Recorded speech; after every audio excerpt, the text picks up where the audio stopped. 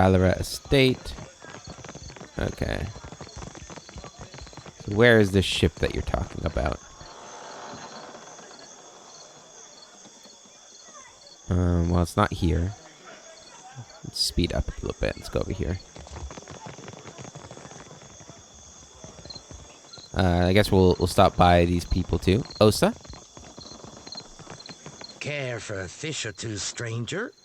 Today's catch, ripped straight from the hands of the salty wench. The fishmonger lets out a accomplished laugh. You'll find no fresher. Have a look. Refill the ship's supplies? No? Okay. Cuttlefish. Oh, I thought this was a pet. But no, it's an ingredient. Okay, well that makes a lot more sense why we're getting multiple ones of them. And you, Hunter. Welcome. Venturing out past the city. You'll want supplies, crab traps or the like for larger game, I warrant. The merchant sizes you up and nods. Let me see what you have. Of course. Take your time. A fine dagger. Clay grub figurine. Is this like a summon thing? It is. I do want that. Those things are always very useful, I find. Awesome. And I want that to go to me. Hold on, we need to have that in quick items, right? There we go. Aye, as you wish. All right, is that free? It's free. Thank you very much. Neglected dog. Oh, ooh, good boy. 11. +1 intellect. Ooh, that's pretty good. While 11 is following you around, you gain intellect. And your party moves more quickly in combat. Versus perception. And you're more likely to hit. I think we're going to use the puppy. Where's he at? Yeah, boy. There you are. Is that what you give too? No, you give might. Which is really good too. Party receives bonus to reflex, but I like... Let's go with you. There you go. Aye. Are we missing somebody? We are missing somebody.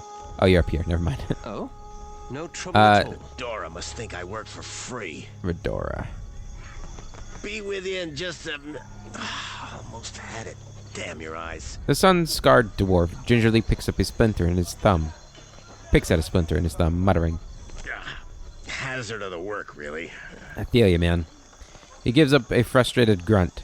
He gives up with a frustrated grunt, shaking his head. Came in on the sloop? I can hammer your ship together if you're apt to pay me for it. Zamar bars his teeth and grinds them hard enough to sound over the noise of the docks. Having trouble with a client. Aye. Captain Redora hasn't paid me for her commissioned firepower. Zamar pulls at the end of his beard and winces. While I'm up to my nose in debt, the wild mare gobbles up her coin. And now, pirates are holding my feet to the fire over some sham of a deal. Zamar winces and tugs harder on his beard in self-administered punishment. If I don't get Redora's payment, I might as well start carving my swallow net. If it gets me a discount on your labor, I can hunt down Redora. What kind of deal are these pirates offering? If someone bought Redora's commission, would that solve your money problem? Why haven't you settled your differences already? Hope you find a way out of this. What kind of deal did the pirates offer? One where I mend Principe ships and no others. Zamar pulls his hair back from his face with both hands, but it only returns to its tangled configuration. And here I'd have thought a shipwright would be eager for an exclusive contract. In particular, one with clients disposed towards getting their ships shot to shit and shot again. That's true, you would have plenty of work. Folk like that come by coin easy, only to lose it all again. I'm not sinking my business on the say-so of a pack of puffed-up bilge-rats. That's true, as soon as they get that money, they hit the casinos, and the brothels, and the bars. Bastards are driving away business until I give in. Why haven't you settled your differences already? Because I've got a backlog of work through the next turning of the wheel. And I'm old, damn it.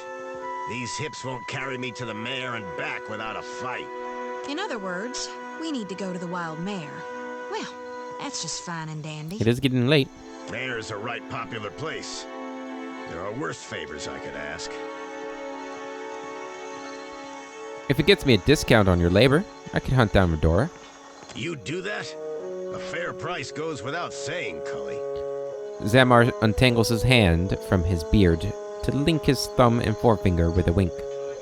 It all comes down to blasted pans and pyres in the end, doesn't it? Zamar spits toward the dock pilings, and glances back at the work still to be done. Let me see your goods. Well, come take a look. Steps aside to show you the contents of his crates. Whoa! Are these ship upgrades? What? Minimum crew 5, hull health 60, sail health 25, hit chance 55%. Oh, they are ship upgrades. Oh, that's cool. Oh, that's really cool. We're not that rich yet, though, so we can't get anything. Can we fill a ship, though? How do I... Oh, is that... I don't need anything. Never mind. Really neat, though. You can get different kinds of sails. We can actually get... Oh. There's not a sorting option, is there? I want to sort by price. Get some cotton weave sails or some Vithrak silk sails. I feel like those should be a lot more expensive than the Vithrak. What does this do? Plus 5 meter combat speed, plus 5% travel speed. Anchor. Get a nice... Oh, we can't afford that. Never mind. Oh, this is so cool. Captain's quarters? I could have my own quarters. Upgrades the cabins of the captain to be more luxurious. Oh, nice. Menagerie. A pen created to house all of the extra pets that can't be taken on adventures. I like that. Oh, man. This is neat. We can get different guns.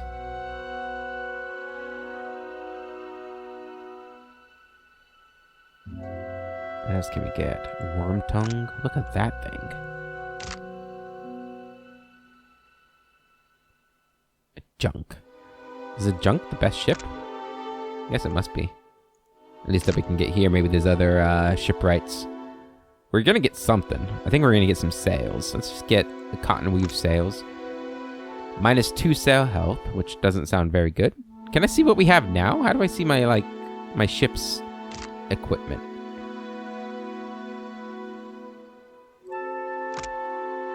We can get the Vithrak silk sails. Pure Vithrak silk sails are a rarity. So many sails of this type are a master-crafted weave of cotton and Vithrak silk. The adhesive... Okay, so the adhesive nature of the silk aids crew members climbing in the rigging, allowing for faster jibbing and tacking. The silk also increases the overall strength of the sails. Let's get that. Just one. Oh wow, you are overcharging for that, buddy. Oh no, I see. We don't need that many. Just need the one. Right? We just need one? I don't know. Let's see. How do I see my ship?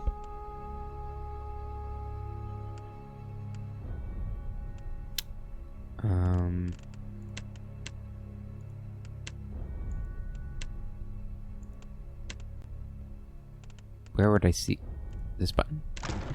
Oh my god. Ship UI. There are several jobs on the ship that the crew needs to fill while sailing. Every ship needs deckhands, cannoneers, and a helmsman, and all ships benefit from having a cook, surgeon, and navigator on board. The larger ships even require boatswans to keep the deckhands in order. To place a new sailor on the ship, you must be in port. Click on an available sailor from the known sailors section and move them to an open role on the ship. Note that each sailor has different talents. Not all sailors will be well suited for a given job. Filter through the known sailor job types to see who excels at each role. Your crew consumes both food and drink while adventuring. The type of food and drink you feed them will adjust their morale. More expensive provisions make them happier. Cheap food and drink will lower their morale over time. Even so, a few things will impact your crew's morale as badly as letting them starve. A starving crew with low morale may mutiny. If neglected for long enough, some may even die. There are several jobs on a ship. The captain determines how likely the ship is to gain advantage, first move, and other bonuses in ship-to-ship combat. Deckhands are required to perform any maneuver in ship-to-ship combat. If a ship does not have enough deckhands, it will move more slowly on the world map. The more skilled deckhands a ship has, the faster it will move in combat. The boatswain counts as a deckhand, but is more important for their ability to accelerate the completion of special events, such as putting out a Deadfire on the ship by coordinating their actions. A helmsman is required for turning and jibe actions to ship-to-ship combat. More experienced helmsmen make the ship harder to hit after performing turn and jibe actions. Cannons cannot fire without a cannoneer assigned to them. The more experienced the cannoneer, the more accurate their fire. The surgeon increases the rate of healing for injured crew members in reserve, both in combat and while traveling. Two jobs have no combat roles, but may be called upon to resolve ship events. The navigator increases speed on the world map, and the cook reduces food consumption while traveling. Alright, cool. So we have I guess it's probably what's-his-face, right? So she's injured. Injured for 6 days. Cracked bone. Okay. So that's just going to go away in time. So we've got Biodol at the helm. We've got Chitapek on the cannons, along with Eld Ingram. And we got Rumdum as a deckhand. Okay. So what is that showing us, though? Does that mean he's got 2 stars as a deckhand? I'm guessing that's what that means. As a surgeon and a cannoneer. Cannoneer and a deckhand. And boatswain and helmsman. Okay. And you're a cook. Okay, cool.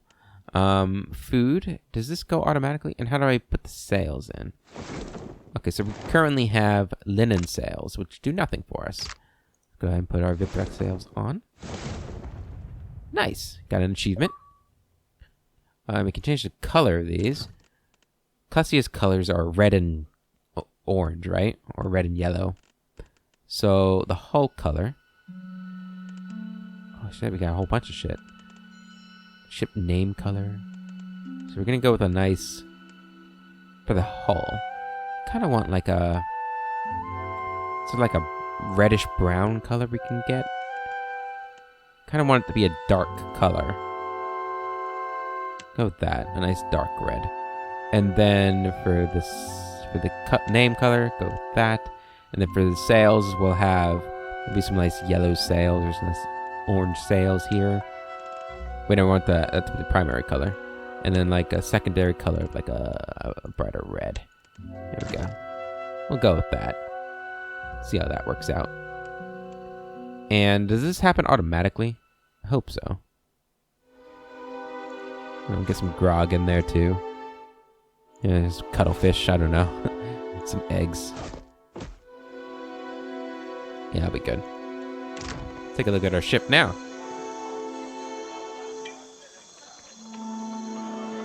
Alright. It's too dark for me to really tell, although the sails look like they're silky. That's really cool. It's really neat, actually. Okay. Oh? Anything else going on in here?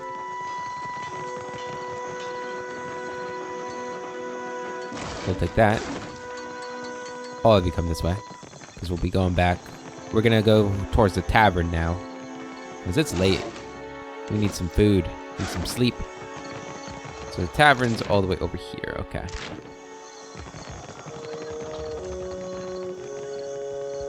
We're gonna go down this way here. Oh, no. Okay, I thought there were like The stairs going down. Hazanui is at the palace, blaming the Valiants for attacking one of their ports. Well, did they? Of course not. But the Queen must calm them down before they go to war over it. That's the job of the Queen. Hello? Merla, how is every ship hunter taken?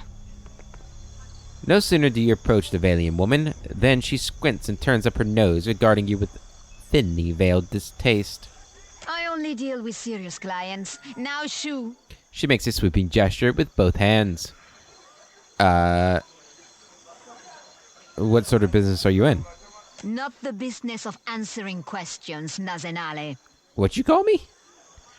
How dare you? Madiko.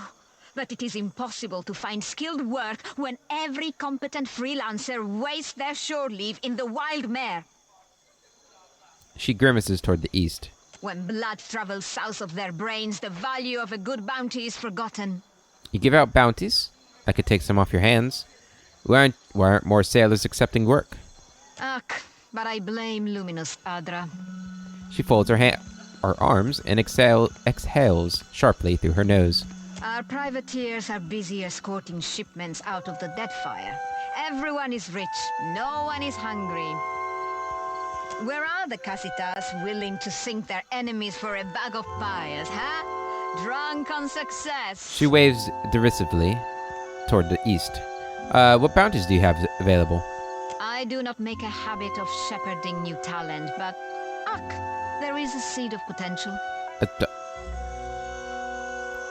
I am a famed bounty hunter in the Deerwood, lady. Maybe you should be more informed about your profession. She sighs to herself and peers over your shoulder before giving up and addressing you directly. We will cut your teeth on Biakara, a Huana sailor and would-be patriot who plagues company ships. I'll take the bounty. Gelarde! Biakara sails a voyager's scale of Tangaloa off of Hazongo's northeastern coast. I know where that is. Anea studies you once more before shrugging and seeing you off with a wave. I have some questions. Question? I'm still hunting. Well, the Queen's Birth ship hunters are not exactly pounding at my door for work. Anea pinches the bridge of her nose. Enjoy the lack of competition while it lasts. Take your time. Well, that'd be cool if there's gonna be like an aspect of time for the bounties in this game. Do the gods send you... what? Send you many omens? They send me one or two. Ooh. Oh, I thought it was a compass. I didn't mean to go in there. You duck down into the canal and find yourself kneeling before an iron gate. The reek of sewage wafting from the other side is powerful enough to bring tears to your eyes. The iron bars are set firmly into the ground, or the surrounding brick, barring any passage onward. I don't... Yeah, I don't want to go into the sewers. I want to go get drunk. The Wild Mare. Let's see what this tavern's all about.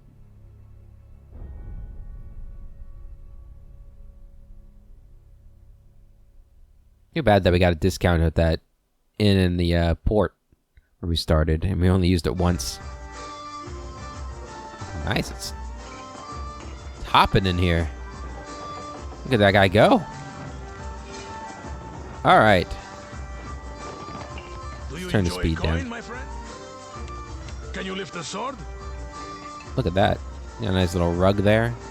They got a stage. Man, this place is nice.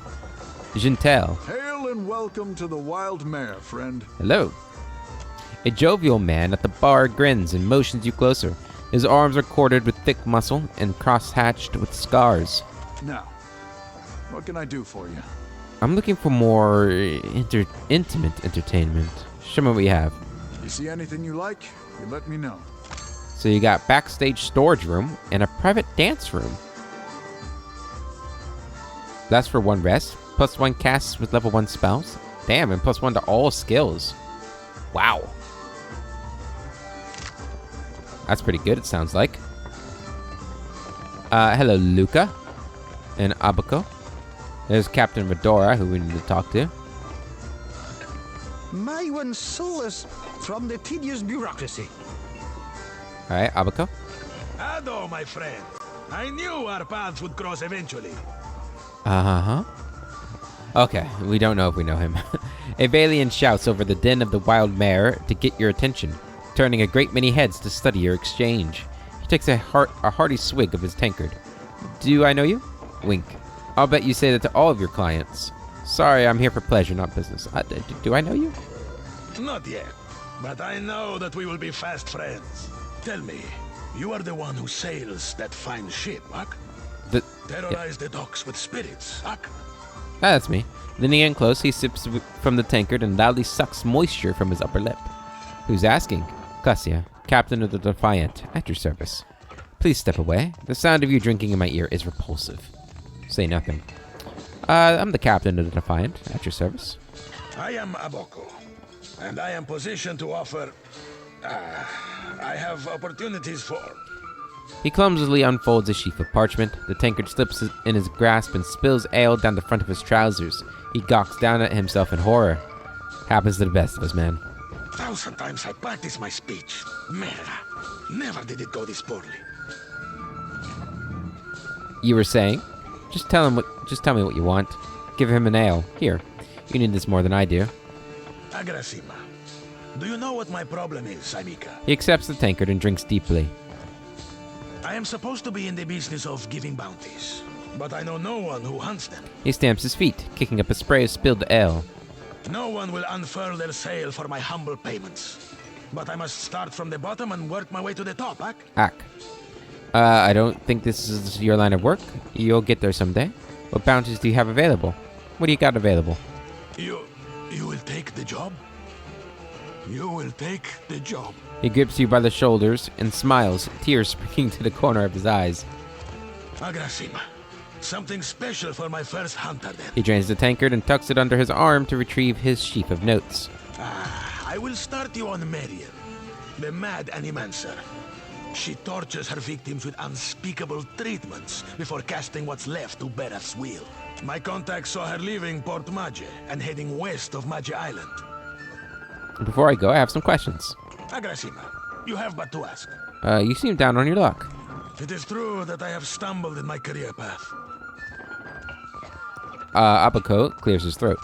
Now that I have such an accomplished hunter, I can stand in the long shadow of your success. He claps you on the shoulder. It's not all bad, but the momentum of meeting new clients over drinks and in such enchanting company, it drains the stamina. I'm sure it does. I'm still hunting for Muriel. And I'm still scrounging together the coin for your next mission. Abaco winks at you. When you have the head of our latest mark, I will be ready. Farewell. Alright. What is going on up here? Shake it, man. You need to catch up. He is outperforming you. Oh, he's tired. He's going away. Alright, Captain Redora. You say I cannot down the rest? Watch me, Amiko. A Valian sailor raises her tankard and arches her back to invite a torrent of ale down her expectant mouth. Holding this pose with nothing to show for it, she taps the tankard's base and furrows her brow as it is at its apparent emptiness. The companion shakes his head and focuses attention elsewhere. Madiko, it is no wonder I thirst. As she wipes her mouth with the back of her hand, her eyes widen and meet yours. This is not a temple I expected the gods to frequent. She gapes at you and swallows. Some respect. Zamar sent me to collect your debt. Your next grog is on me. You don't seem to be having much fun you don't seem to be having as much fun as the rest of the clientele. Women 3. Fun ran dry with the coin. She manages a wan smile. When the dancers see more than an empty purse, I will be a content Radona. She sighs at the stage. Your next grog is on me. Agrasima.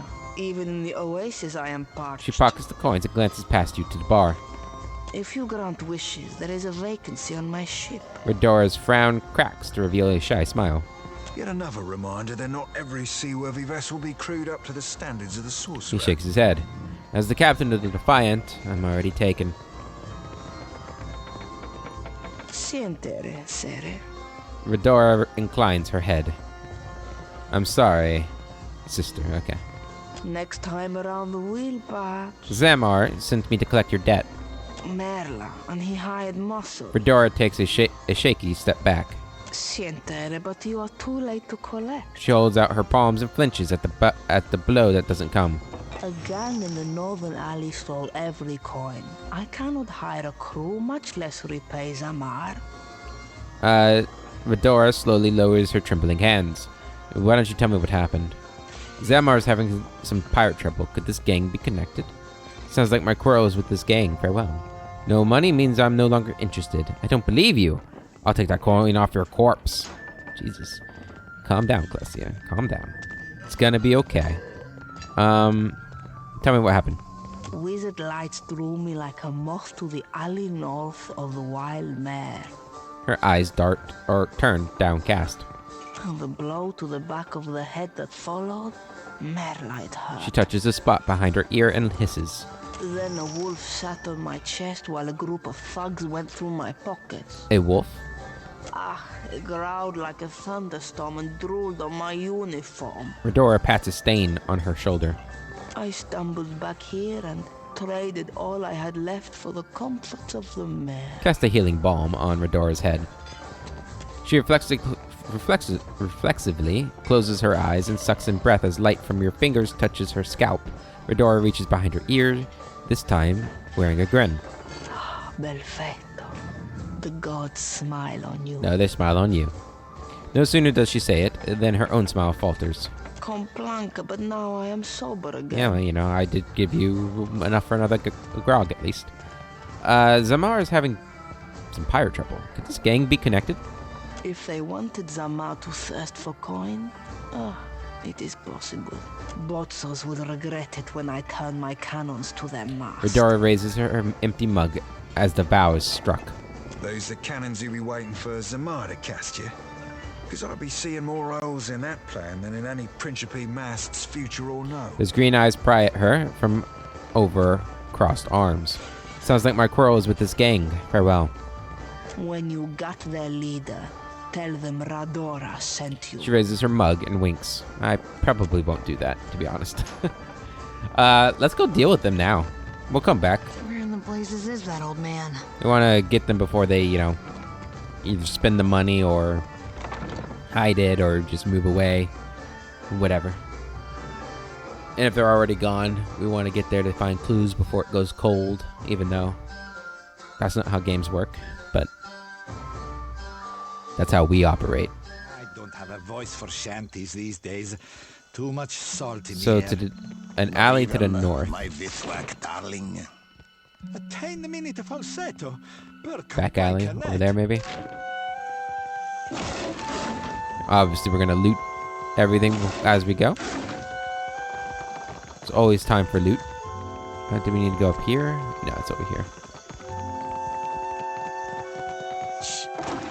Your voice is down, my cullies. What the hell's going on over there? I didn't see anything.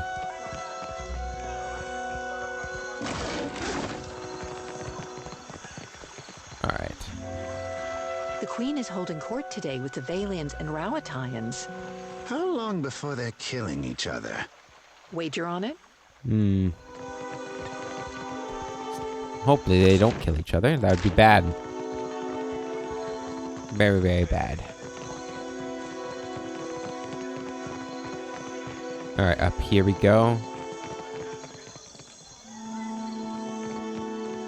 Queen's Birth District Home.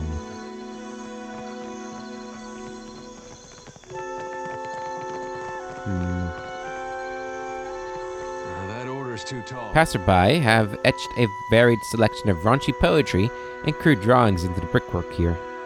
Interesting. Well met, stranger.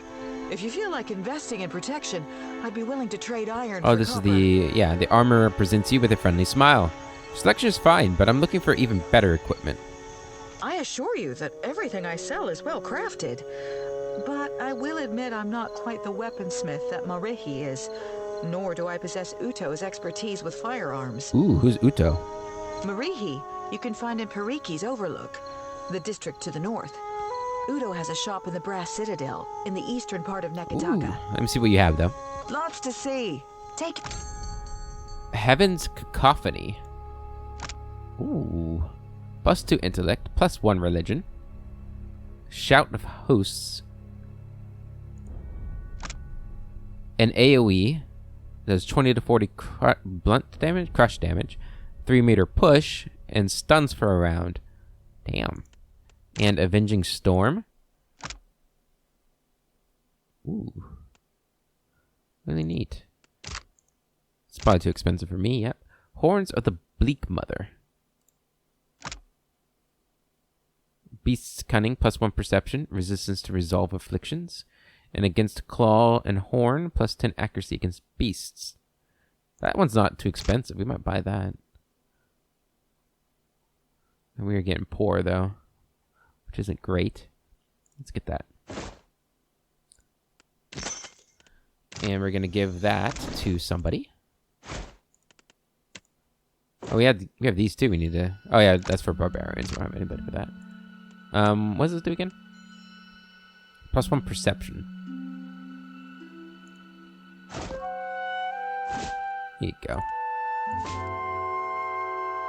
Looks kind of scary, to be honest. I feel bad there's not enough for everybody. Yes. Alright. Maybe it's these guys. Let's, get in defensive. So she asked him what he calls that trick, and he says, the consueli. Yeah, where there's the, No, I don't want you to do it. Dear. You the one causing trouble in Cotter's neighborhood. The wolf at the man's side raises her hackles and growls. He shushes and pats her behind the ears, all the while keeping his focus trained on you. I thought Remaro's pup kept better company. Kata glances at Seraphim. Ahoy, friend. So you still be doing that old referring yourself by name thing? Would have thought it'd have cost you enough lays by now to be dropping that affectation. Cotter has not missed the sound of your voice, Seraphim. Your smoke and mirror ghosts do not impress Kaletzia, and they do not scare Cotter. A line of drool drips down between the wolf's barred teeth. Sorry, Valian names all sound the same to me. Which one is the pretty wolf? You'll know soon enough. I'm not here to cause trouble. Klesia finds them amusing, which is enough for Klesia. What? Oh, okay, I understand. Pull spirits from the in-between. Smoke and mirrors. I think not. Hell yeah, we're gonna do it again. Kata's eyes snap open the instant that he grows aware of the many forms thronging you. The moment passes as you dispel them from view. Come, Planker. Cotter does not doubt his eyes. A valiant appeal for mercy. What do you want? He tugs on his wolf's scruff and drags her back to his side. Any chance you're the one shaking down Zamar? Zamar has money problems. Cotter has solutions. The little man doesn't know how to count his coins. Cotter heard a newcomer was talking with Zamar. His free hand moves toward the weapon slung on his belt. Wrong play, Cotter. Let's be keeping this a friendly fucking chat. Lest the captain be calling your raise. His furred hands rest near his own weapons. Look, Selezia. Your supper comes with blue fur. He nudges the wolf, eliciting a deep growl. Tell the shipwright to accept Cotter's deal before he suffers another setback. Why are you shaking him down? Zamar can keep Principe ships afloat. Kata narrows his eyes. Cotter tires of seeing his family sailing derelict wrecks. Just give me Captain Redora's money and I'll leave you alone. What's in it for me if I help broker an agreement between you and Zamar? Any thoughts, Seraphim? You've got to ask, Cap. A Principe deal be the all-round winner? The Orlan shrugs, running a furred hand over his braided beard. Zamar gets himself steady work. The pirates know they're looked after.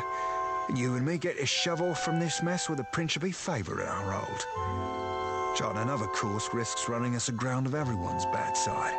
Better that you listen to the hairy piglet. Kata nods, glancing from Seraphim to you. Kata will see that his casita knows your name. There's also coin to spare. And Kata will get you the Principe discount on Zamar's goods. Deal?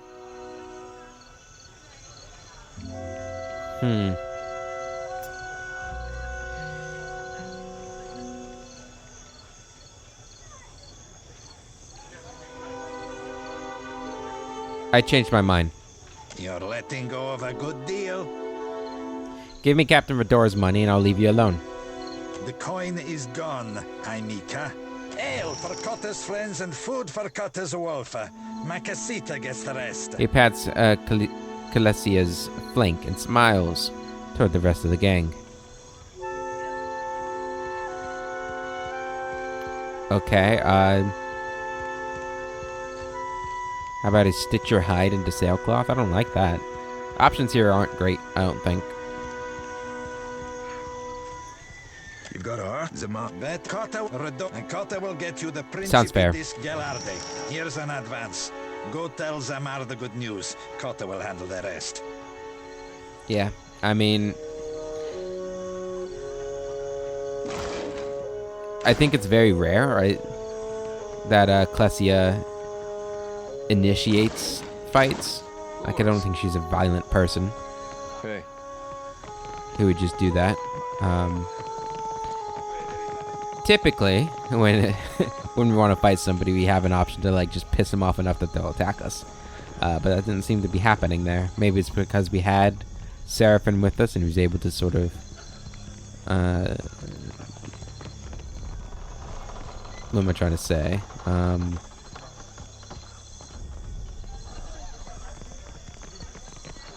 Whatever. He's trying to say something.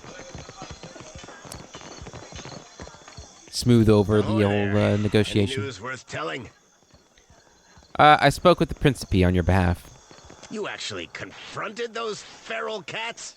Cool, cats be sacred, shipboard, you know. Wouldn't have taken you for one to be painting the Principe all godly. Seraphim smirks, arms akimbo. Folks shoreside sometimes stick 'em in the stew pot. See if that strikes you for something weighty. Zamar rolls his eyes, he crosses his arms and looks past Seraphim at you. I think you're better off taking their deal. Kata's not a bad guy, his wolf is cute. You're better off taking the deal. Sighing through his nose, Zamar squeezes his eyes shut. I needed coin, not a middleman to negotiate with cutthroats. He pulls a small flintlock from his belt and holds it pointed at the ground. What? Why? You underestimate how hard the Principe are working to make cooperation your only recourse. Put down the gun. The deal is already struck. The Principe won't be thugs forever. Give them a chance. Priest of Mogren, your trials will define you. Take strength from that. Oh yeah, we're going with that. Redora hasn't got any money. The Principe are your only choice. It's true. Your trials will define you. Strength? I have strength. He holds out his shaking hands. If it's between my life and my dignity... Gritting his teeth, he thumbs the hammer down and tucks the firearm back into his belt. The Principe have their shipwright. And may Andra take them for it. He grabs a fistful of his beard and grunts, pulling away with a few strands of hair. Opening his palm, Zamar lets them drift away with the wind. Sorry, buddy.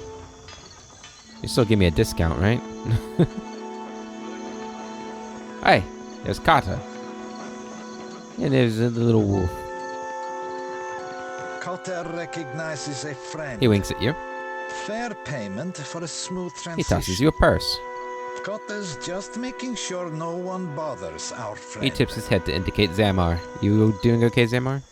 This idiot's wolf has already peed on my good leg. Zamar glowers at Klesia. Or not Klesia. Silesia. What in Abaddon's stinking furnace do you want? Okay. Don't be so harsh, dude. I mean, listen, it was between killing Kata and you working for him, and I don't know, like, now I'm thinking about it, if we had just killed Kata for this, there's a good chance that there would have been some, like, you know, revenge going on. I don't think the Principe would be very appreciative of the fact that Zamar had people kill their people. But, I don't know. I think we did the right thing. in the long run. I mean, I know he's unhappy, and I know it's not ideal, but, you know. Maybe if I was richer, I could have just bought him for myself. That'd been nice, huh? Let's speed it up a bit. Go. Alright, back to the wild mare. Let's see what else we got going on in here. Obviously, we'll talk to Captain Redora, whatever her name is. And I think that is her name, right? And tell her that we couldn't get her money back because it was already sold. Or spent, rather. You don't sell money. Captain Redora. Ado, you returned. Okay. Nothing I can actually do with you. Khan. Hi. A young woman lingers near the stage with a mug of ale clutched tight in her hands. Though she shows no interest in the dancers, the bags beneath her eyes speak to many long nights spent drinking in the tavern. She looks lazily about the room until her gaze alights on you with interest. Have you seen an old elf hanging around here lately? Dresses funny, probably drunker than an eel in a barrel of mead. No, I can't say that I have. Andra's crushing void, I thought as much. She sighs heavily and pinches the bridge of her nose. Listen, the guy I'm looking for owes me a lot of money. 5,000 coppers. You help me find him, and I'll give you 20%. 20%? But I'll be doing all the work. It's not our job, man. Deal. Sure. It's not like I've got something better to do. Who owes you money? Who owes you money? The drunk old goat I was pestering you about, Oswald. Like the credulous fool I am, I gave him a loan and he ran off before paying me back. Khan looks at you expectantly. Deal. I can't thank you enough. No one's been willing to so much as tell me the date until you came along. The man I'm looking for, Oswald, was especially fond of one of the courtesans upstairs, Analis. Maybe you can get more out of her than I can. She refuses to speak to me, the snippy little cur. Have you tried being nice? She wasn't receptive to my particular charms. Let's see you do better. Maybe you can get more out of her than I can. She refuses to speak to me, the snippy little cur. I've got questions. What do you want to know? Who are you? I was hoping you wouldn't ask me that. But hey, what the hell? She rakes an impatient hand through her dirty hair. I'm one of the countless minor nobles that litter the Deerwooden countryside. You know Admeth Hadret, hero of the War of Defiance? He's my great whatever. Pardon my impertinence, my lady. See, this is why I don't like to tell people about it. They get all weird, like you right now, being weird. Who are you? Okay, that's the same thing. Let's try something else. Minor nobles that litter the Deerwooden countryside. What's the problem with that? You know, Admeth Hat, when people find out, they start doing weird shit. Calling me lady, opening doors for me, buying me drinks. Really, the title is a mockery. It means nothing to me. What's your history with Oswald? She groans theatrically, like she can't bear to recount the tale. The man's a family friend. Has been for... must be 4 generations now. The perk of being an elf, eh? What does Oswald owe you money for? She stares into the depths of her mug and sighs. It's my fault, really. I should have known better than to believe that damned old drunk knew what he was doing. Man's a wizard. You understand, and a tinkerer. He convinced himself and me he could, with enough luminous adra, create a device that would add years to one's life. Must have been a crock of shit, because one day he up and ran without a word of explanation or apology. I thought I knew him better than that. Farewell. Alright. Oswald, huh? That's stealing down. Because we need to go upstairs. Okay, that's the barkeep. Ooh, free stuff. Thank you. Hello. Just, making sure nobody has a name tag in here. If you got a name tag, I'm going to talk to you. Can we go up on the stage? Oh shit, we can. We're not going to. That'd be rude. Upper floor.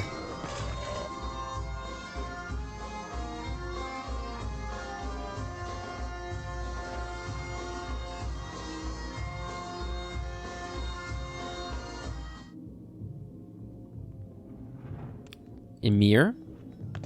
Look at that guy. Mephisto. Is that the name of the guards here? Queen's Birth. Okay. Free stuff. Hello? See something you like? The dancer turns to greet you, a coy smile tugging at his lips. He's short for an elf, but no less graceful for his lacking height. His long face and dark eyes lend him a solemn air, but any hint of gloom is chased away by the wash of color in his cheeks. Aloth, this is the last place I expected to see you. Have your interests changed so much since our time at Bragon Hill? A grin lights up Emir's face. He fidgets with his hair self-consciously, smoothing it down where it's been mussed. No, I still enjoy tile puzzles and deflecting personal questions. Anyway, what are you doing here? Looks away as though he's trying to ignore Emir's eager gaze. Ooh, what's going on here, Aloth? Eyes gleam with dark amusement, hands on his hips. Yeah, they all love it. I could ask the same of you. He laughs lightly, a hand over his mouth. I make my own hours, meet fascinating people, and the coin's nothing to sneer at. Better than stuffy old books and unflattering robes. He casts a critical eye over Aloth's outfit. He opens his mouth to speak, but decides better of it. Introduce me to your handsome friend, Aloth. This is amazing. It's good to see you again, Aloth. Anyway, I should get back to it.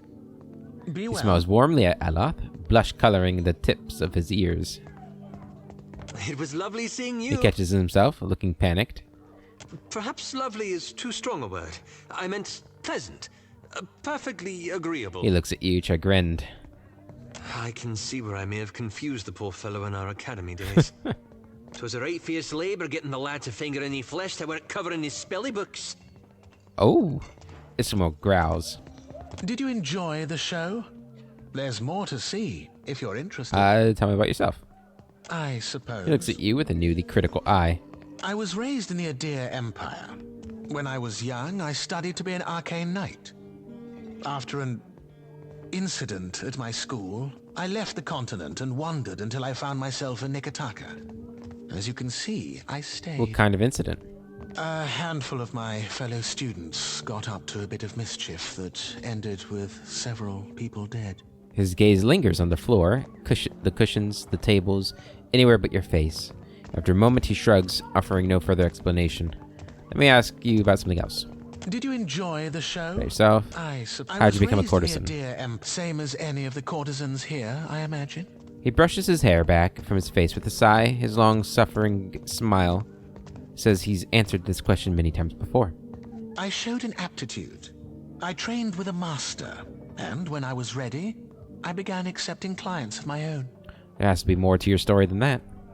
There is more to every story. He cants his head to the side, inspecting you with narrowed eyes.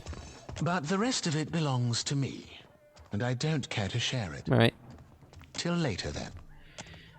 Yeah, Classy is not interested in this kind of stuff. If you told me a few years ago that I'd end up following you on another crazy errand, I'd have said you were out of your mind. He gives you a dismissive gesture with his pipe hand. Not because I got anything against you, more that trouble seems to come looking for you wherever you go. That is also true. Yet, here we are again, probably on our way to die. Well, you already did, but me. He cocks his head to one side and smiles. Here we are. I couldn't go having all the fun by myself. You don't have anything better to do. Thanks for the vote of confidence. I couldn't go having all the fun by myself. Oh, real nice of you to share. Someday I'll have to get you a gift. And wouldn't you know it, this time is shaping up to be crazier than the last one. Yeah. I guess chasing after a colossal god is perhaps a step up from chasing after a secretive old dude. There's more to Theos than that, but although the White Marches was pretty... We were confronting the gods there too, so it's probably not too far away from what we were doing. But I gotta say, I appreciate how you've handled things. Times like these, staying decent's not as easy as it sounds. Thought you were weird at first, of course, but you've surprised me. There's no point to any of this if I have to sacrifice my beliefs. It hasn't always been easy. Thanks? Decent. Wasn't on purpose. It hasn't always been easy. Well, that's why I mention it. Sometimes it's been anything but. I've been meaning to ask, though. How is it you never seem to lose your way through all this? What is it tells you you're on the right path? Ooh, I never know. It's complicated. I believe in helping people who need it. Sometimes it's more complicated, but often it's not. If I'm truthful with myself and others, I find that things tend to work out. I think about what the wrong path would be, then I do the opposite. I judge every situation on its own circumstances and leave feelings out of it. My confidence is an illusion. I use to entice people into following me blindly. I have strong feelings about everything. I accept that even the wrong path is not a dead end.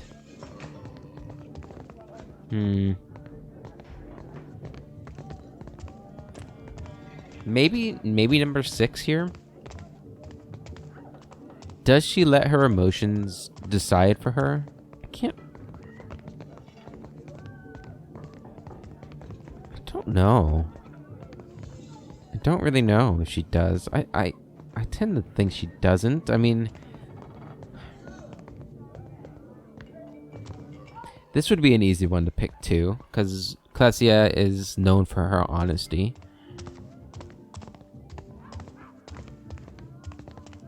But I don't know if she does that. I don't know if it's true that she does that and things just work out. I think she does that as well as other things to help it work out. Believe in helping people who need it. I think she does do that too, but that's like, I don't think that's like a core factor. I think that's just a byproduct of her being good, a good person and truthful. Like, I don't think she necessarily believes in helping people who need it. That's just what she does. I think about what the wrong path would be, then I do the opposite. I kind of like that one, actually. It's kind of like it is judging every situation and leaving feelings out of it, but also like not being like robotically logical sort of thing. Yeah, let's go with 5. I think about the wrong path, what the wrong path would be, then I do the opposite. Why didn't I think of that? Could have saved myself some Could've. trouble. Adir heaves a sigh that sounds as if he's been building up for months. His smile is tight-lipped, wistful. When I was a boy, things were simpler. Aethys was more like a character we read about in church. I could see that being an improvement. Easier to worship a god when their worst traits are swept under the rug. I take it there was no statues in these stories. Easier to worship a god when their worst traits are swept under the rug. Yeah, I think that right there is maybe like the foundation of her faith at the moment, and why she's maybe got even stronger faith in the gods than she did before she met them. Right? Like, now she knows who the gods really are. That's her trial, right? That's Mogren's trial for her. I don't know, I really like that idea. Easier to worship. Yeah, I guess it was. Well, most stories had him helping folks or making the world work as it should. He adopts the smile and gently pointed finger of a coaxing parent. You pray to him. He might help you too. He lets the finger drop and the smile fade. There was no cost to it. No confusion about his will or followers taken into extremes. Following Aethys was right. Had no reason to question. He pauses. It could be the light, but the creases around his eyes and mouth seem longer and deeper than your memory of them. Do you think there's any way that following him could still be the right path? After all we've seen? I honestly don't know. It's possible. It's if the cause is just. I think the world deserves better. No, I don't. Of course, even Bareth wants us to follow him. I kind of wish there was a choice that was just like yes. Like just straight up a confident yes. I'm a little disappointed that there's not.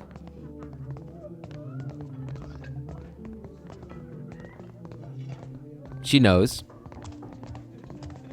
Right, like, I mean, obviously she's a priestess of Mogren, who is on the right side of what's happening here, potentially.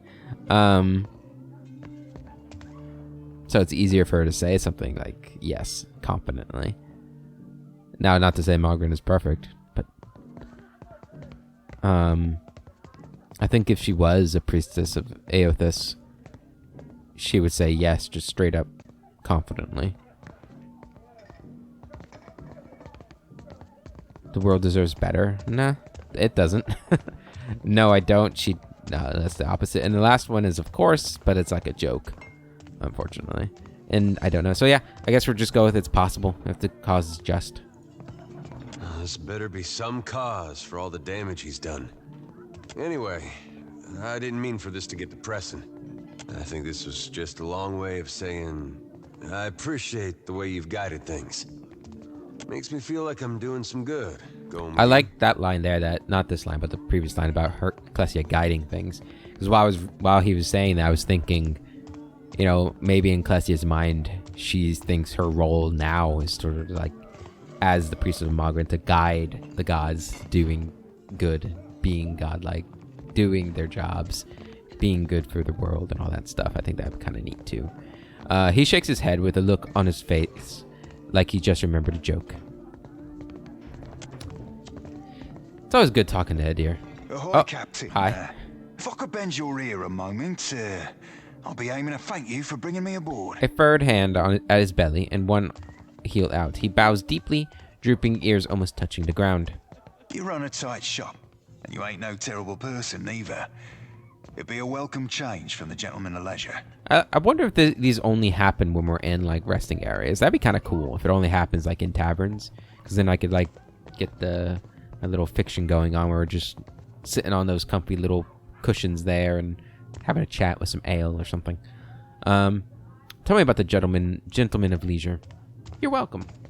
Yeah, I mean, he's I'm glad you're with me. I don't have time for this. Yeah, I'm glad you're with me.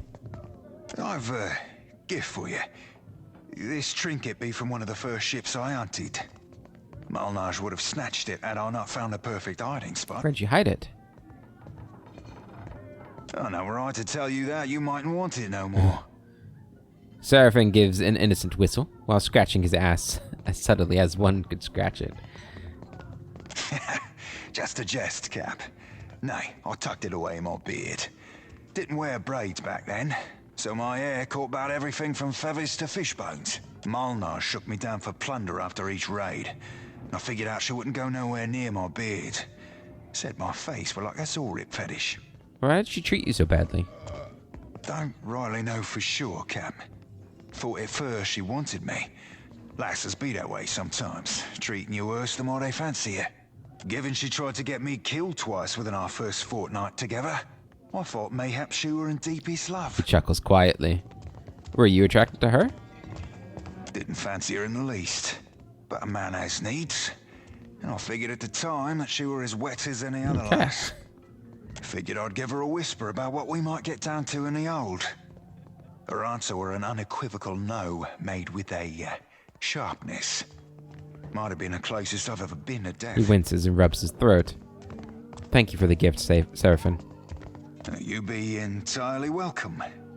Now, if you'll pardon me, I've round about reached my limit for sentiment. Seraphim salutes, grinning broadly and turns away. You've gained Cypher's Shackle, which is +1 to Constitution and Shattered Chains resistance to dexterity afflictions. The woman who recently wore this shackle came from an enigmatic tribe of Pale Elves. Little is known about her people, save that at some point her village was sacked by roving slavers, and she was taken to the Deadfire. Aboard the slave ship, she was compliant but silent. Her captors were horrified to discover the woman's mouth had been wired shut, presumably as a child. Then she touched their minds. He traveled southward, watched the sky. Uneased, the slavers fettered the woman's neck with an iron otter shackle they reserved for captured ciphers and did their best to ignore her. When the ship arrived at the Deadfire, the slavers dropped anchor and several illicit merchant vessels to offload their cargo. When the woman was called to the auction block, she spoke to her imposter's minds despite the binding collar. Aothis nears. He will end it. Then she vanished. All that remained were the shackles. Interesting. What was going on with her? But +1 constitution. Okay, so who needs a necklace? Well, here's your gift back, buddy. There we go. Oh, I'll give her a bad rap. Yeah. Okay, I think that is where we're going to end this episode, guys. In the next one, we'll finish exploring up here. And then see what this rest of the city has to hold for us. After probably take a sleep too. But until then, I hope you all have a wonderful day. I'll catch you later.